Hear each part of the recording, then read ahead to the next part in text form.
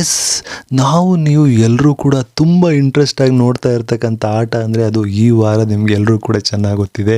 Actually ಯಾರು ಜಾಸ್ತಿ ಅಂಕವನ್ನು ಗಳಿಸ್ತಾರೋ ಅವರು ಆ್ಯಕ್ಚುಲಿ ಪಿನಾಲೆ ಟಿಕೆಟನ್ನು ಈ ವಾರ ಪಡ್ಕೊಳ್ತಾರೆ. ಅದರಲ್ಲಿ ನಾಳೆ ಕೊನೆ ಆಟ ಇದೆ, ಇಬ್ಬರು ಆಡಿಬಿಟ್ರೆ ಇವಾಗಲೇ ಅಂಕವನ್ನು ಗಳಿಸಿದ್ದಾರೆ. ಯಾರ್ಯಾರು ಜಾಸ್ತಿ ಅಂಕವನ್ನು ಗಳಿಸಿದ್ದಾರೆ ಅಂತ ಹೇಳ್ತೀನಿ. ಆದರೆ ನಾಳೆ ಈಗ ಇರ್ತಕ್ಕಂಥವರಲ್ಲಿ ಅದಕ್ಕಿಂತ ಜಾಸ್ತಿ ಯಾರು ಗಳಿಸ್ತಾರೆ, ಓಕೆ ನೋಡೋಣ.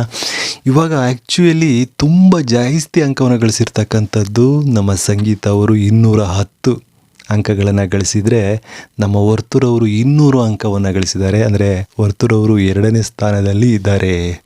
ಎಸ್, ಇನ್ನು 3ನೇ ಸ್ಥಾನದಲ್ಲಿ ಆ್ಯಕ್ಚುಲಿ ನಿಮಗೆಲ್ಲರೂ ಕೂಡ ಗೊತ್ತಿದೆ, ನಮ್ಮ ನಮ್ರತಾ ಅವರು ಮತ್ತು ಪ್ರತಾಪ್ ಅವರು ಇಬ್ಬರು ಕೂಡ 180 ಇದ್ದಾರೆ. ಇನ್ನು ಬಾಕಿಯವರೆಲ್ಲ ಉಳಿದಂಥವರು ನಿಮಗೆಲ್ಲ ಅದಕ್ಕಿಂತ ಕಡಿಮೆ ಇದೆ. ಎಸ್, ಓಕೆ, ನಾಳೆ ಇಬ್ಬರಿದ್ದಾರೆ. ಇಬ್ಬರು ಯಾರನ್ನು ಆಯ್ಕೆ ಮಾಡ್ಕೋಬೋದು. ಆಲ್ಮೋಸ್ಟ್ ಎಲ್ರಿಗೂ ಚೆನ್ನಾಗಿ ಗೊತ್ತಿದೆ ಯಾರನ್ನು ಆಯ್ಕೆ ಮಾಡ್ಕೋಬೋದು. ವಿನಯನ ಆಯ್ಕೆ ಮಾಡ್ಕೊಳ್ತಾರೆ, ಸಂಗೀತ ಅವ್ರನ್ನ ಆಯ್ಕೆ ಮಾಡ್ಕೊಳ್ತಾರೆ, ಪ್ರತಾಪ್ ಅವ್ರನ್ನೂ ಆಯ್ಕೆ ಮಾಡ್ಕೋಬಹುದು. ಹಂಗಾಗಿ ಇವರು 3ರಲ್ಲಿ ನನ್ನ ಪ್ರಕಾರ ವಿನಯ್ಗೆ ಸ್ವಲ್ಪ ಕಡಿಮೆ ಅಂಕ ಇದೆ ಇರ್ತಕ್ಕಂಥದ್ದೇ.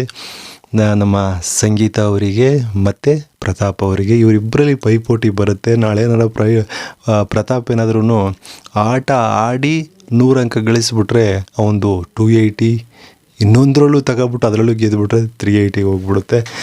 ಎಸ್, ನೋಡೋಣ. ಒಂದು ವೇಳೆ ಸಂಗೀತ ಅವ್ರಿಗೆ ಏನಾದ್ರೂ ಒಂದು ಆಟದಲ್ಲಿ ಗೆದ್ದರೆ 310, 2 ಆಟದಲ್ಲಿ ಗೆದ್ದುಬಿಟ್ರೆ 420 ಹೋಗ್ಬಿಡ್ತಾರೆ. ಅವರೇ ಪಿನಾಲೆ ಟಿಕೆಟನ್ನು ತಗೋಬಿಡ್ತಾರೆ. ನಾಳೆ ಇರ್ತಕ್ಕಂಥದ್ದು ಇವರಿಬ್ಬರಲ್ಲಿ ಪೈಪೋಟಿ ಇದೆ ನನ್ನ ಪ್ರಕಾರ.